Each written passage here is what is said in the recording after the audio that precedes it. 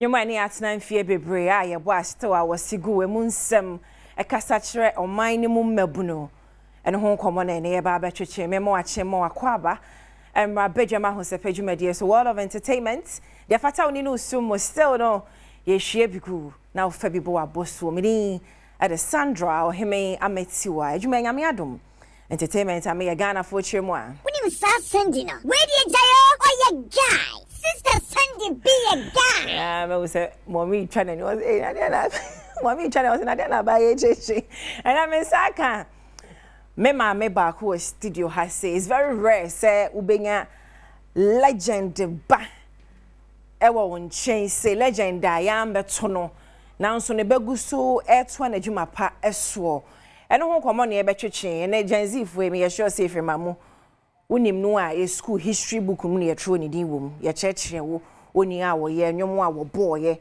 ye ke ye na ra assassin school ye dia march ya protest ye na ra assassin Ephraim Amu ya na boy asemi de kan akwase nsia edidi ne dwumadie ne nso ye na Ephraim Amu na e boss anyom no anyom pi anyom e dia march animu nkomo nyina ye mbonsem emfama daddy baby owo bia ena imensa ka ne baba ya e studio ha say mommy pastor akwaba yeah moache Meji also. You're looking fly.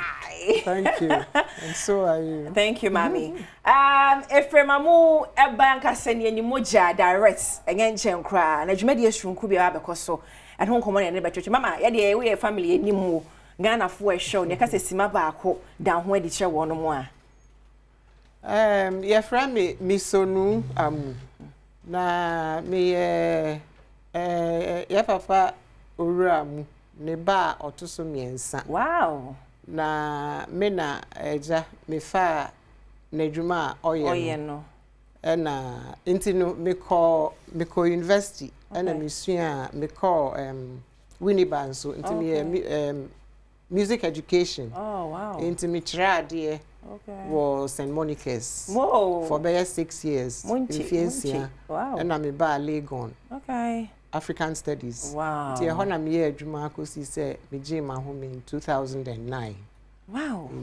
Enti say no be bomodi aboabo me papa nwum na. Okay. Ti eno dwuma me di say. Oh, you are a legend, mommy. Monster mama. Wow. That's it. An evening of Ephraim Amu songs. Mama, sana wo ka wa bakosem che background che say music ne dey. What dokwa kumasua dia na so boabo daddy nyoma no. But this particular Jumedia Babidi no. And on inspiration if we him da be na odwen ho wotena se na ho se enye ne se free fa. Enye me nko a. Okay. Ye wo Ephraim Amu Foundation. Okay. Na ye ni panson ne wo so. Enti no ye shisha sanka 125th anniversary last year no. Ena nka ye bedi so ya niama ntutu ye enti e de be share afi enti ye shase adwendwen ho na yegusu no ana ehu so ebe ye ebeba so na ye kan is na senka ye na natiase a ka wanya 126 September is done on 13th na mudi dwumadi na ka wanya 126 it's when a birthday celebration kum enjoyment because ye betie nyom no agi ani sir real and in fact I also Winneba youth choir so me am sorry for Presbyterian church for Madina for that so na ye kan ni nyumi ye nhwa nyum we semra ebe shock because on a boy nyum we or no and a boy nyum we mommy the gathering of the performance no Winneba youth choir sir you be see who die nti a omo na form for this great legendary programming Winneba youth choir ye nyina ya te wonka afen so womo tutu nyuma horo na papa nyum no womo atututu bia na mpese womo tu bi ka ho okay se ne ebe ya ono nso ni nyum no ebeba sa ebeba and ma sorry for Presbyterian Church of Ghana Emmanuel Congregation Madina Madina for ye ni won wa adwuma ache. Okay. Na ye wo Ephraim Amu lectures. Okay. Academy of Arts and Sciences ena eye. Okay. Inti no if you say ye sha ase ye no. Ye ni Emmanuel Emmanuel Presbyterian Church Choir. Yeah. Madina. Madina And sha ase. And sha ase. Inti no bribia ye be ya efa papa hu no. I say a ton suffer. Mama me who praise me not that you call praise me now was so call praise me. Oh you Presbyterian. Oh my sorry for mama praise you suffer. Me Presbyterian. Baby mama be say here for na me join ni ana. Hono na ebe yi kakra. Oh sir. Na me kono Paya Memorial Bantima Kumase. Na me call Bethel Congregation South on Treso Bakra Haji. Call Victory Hona Denta Honana. Mama so what here? Matiasi. And yeah, who Paul? We know. EP Church. Paul Viegrab EP Church. Okay. EP. Na. I won't say a Presbyterian for. Yeah. About na. Oshasi wo peki. Okay. Na peki ever Presbyterian Church. Evangelical Presbyterian Church. Yes.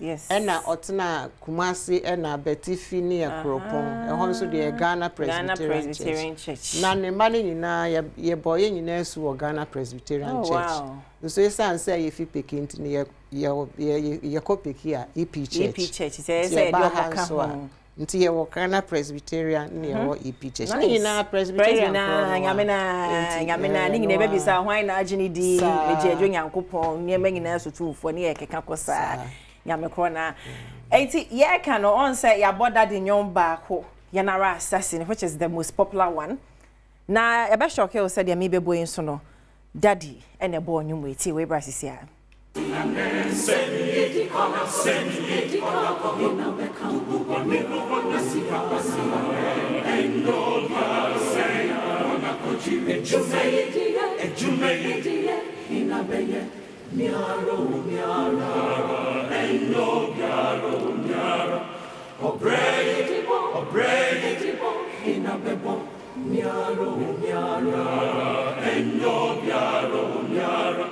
Asemi besini fayra asemi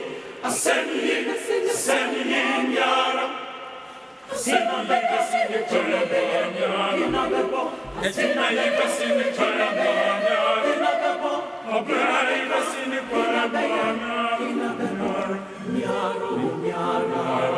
enyo nyara asemi besini fayra nyara Asemi miara, sina legacy kina bebo, sina legacy kina bebo, obrai besini kina miara,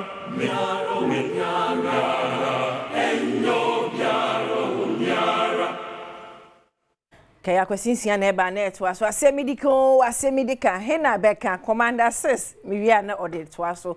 Say ya me sure some mama on that day no mo ben my abakosem etanyum wengine chi ya release ni ade kakra ekoso 13 ve ye memene da we na ma say rate no 200 cedis any 300 okay. 200 cedis single okay 300 cedis double na ticket online star 714 star 11 star 42 hash mama sister be mami star 712 star 11 star 42 hash 4:30 pepe by 4 no what nas no in a front seat Osu Ebenezer Presbyterian Church Hall I want to jumedi no ebekoso Osu Ebenezer Presbyterian Church Hall and crying memo mama but your final words what the number be better be person of for further inquiries are me the better so na mom one more perform no real fee manifest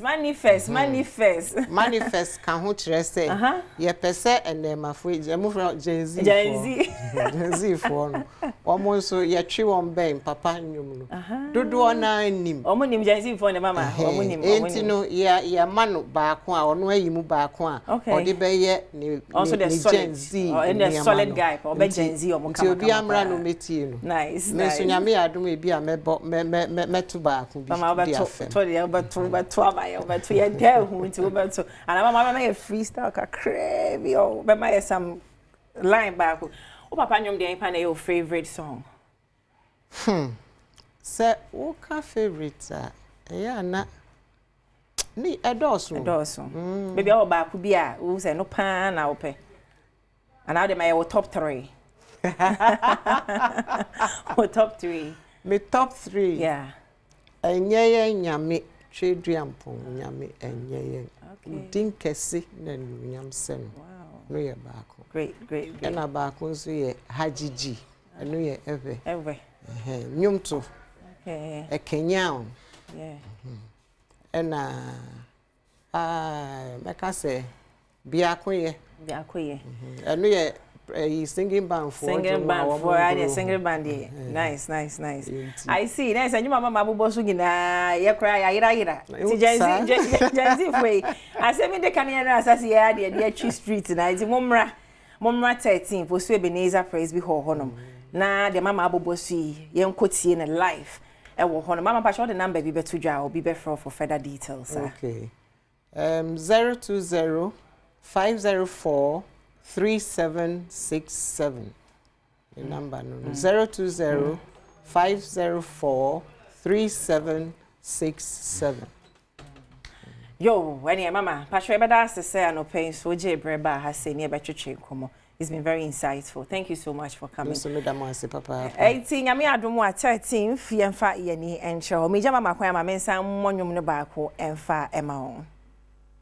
na ye still ye catch us at 13 for the wedi betchere usu Praise Be Church Hall honom na yako have a night of the legendary musical feel Ephraim Amu wa metono ba monkonkosu abakosem pi ewo honom na make am for best brain publication Edi amount, or more education publishing firm, or more in-depth knowledge, new standard-based curriculum, no emu, or more books in assess calls, skills, creativity and imagination, student leadership, citizenship, critical thinking and problem solving, digital literacy, collaboration, communication, books in NACCA, I approve or my science here, a bookshop bia a ben emu, and I'll be 050 7200 and 0504 200 300 Best Brain Publication Tomorrow Education Today. Me need Sister Sandy Eugenia Baden o makeup department on ne treatment ni medema me